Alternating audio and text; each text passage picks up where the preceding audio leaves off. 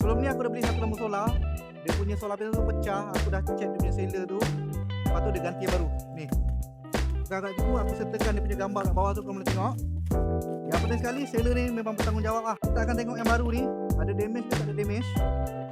Okey, dia dah bagi full lah dia punya bubble wrap ni. Yang aku ambil ni size 4000 watt. Korang nak set 2 jam, 3 jam, 4 jam boleh. Nak adjust timer pun boleh. Nak mode auto pun boleh. Okey, ni dia guys. Memang besar. Tak ada sebarang damage. Seller memang terbaik, bertanggungjawab.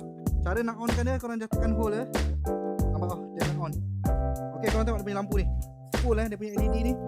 Dia punya sudut ni just buka buka kanan, kiri, yang ni tengah. Jadi bila korang gantung tinggi tu, memang cerah rumah korang kan. Untuk kawasan tepi rumah dia yang gelap tu, memang sesuai sangat. Kita tengok dia punya mode. Okey, ni mode pertama dia memang cerah guys. Nanti malam dia aku akan buat video lain untuk tahap kecerahan dia. Bila korang menggunakan mode auto, lampu ni tak berhidup tau. Tapi sekiranya solar panel ni kita tutup kita pakai kotak yang nampak hidup. Sensor dia memang sangat responsif. Bila siang dah terang, lampu ni akan terpadam sendiri lah. Kita suluh menggunakan torchlight ni dalam beberapa second dia akan termati sendiri. Nampak tu. So dekat mana kau dapatkan lampu solar jenis jalan ni? Dia punya design memang cantik, cerah pun cerah. Dia ada 4000 watt hingga 8000 watt silap aku.